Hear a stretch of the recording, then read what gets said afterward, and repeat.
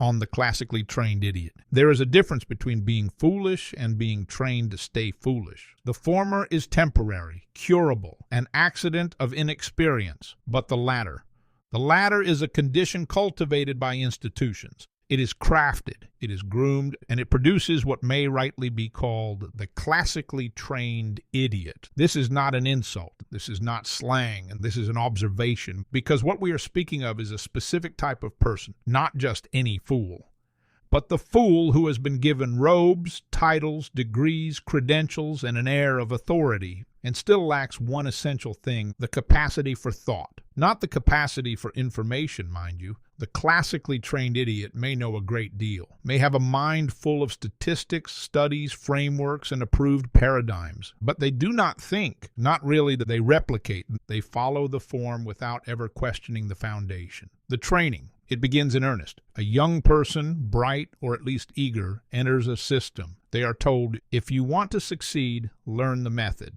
And so they do. They learn how to write the paper, how to cite the source, how to repeat the theory, how to spot the acceptable patterns, how to raise questions that only reinforce the curriculum. In time, they are praised for this. They advance. They are told they are critical thinkers. But what they've learned is not critical thinking.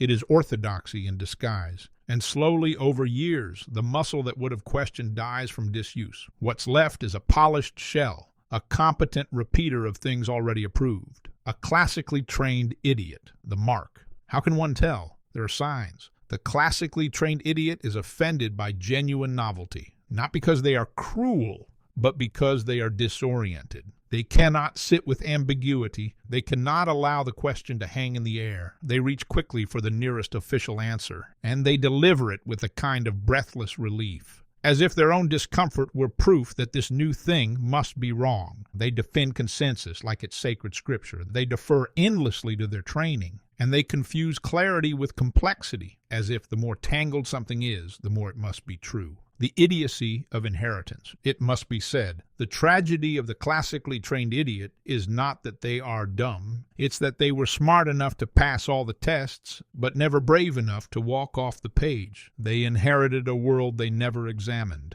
They stood in rooms full of old books and never asked who wrote them, or who was kept out. They nodded when others nodded. They wrote what pleased the gatekeepers. They learned how to signal intelligence without ever encountering wisdom, and in time they mistook their own obedience for insight. This is the idiocy that cannot be fixed with tutoring. It can only be unlearned. The danger. The classically trained idiot is not dangerous because they are evil. They are dangerous because they are respected, because they wear a suit, because they speak fluently in approved tones, because they have mastered the language of rational institutions.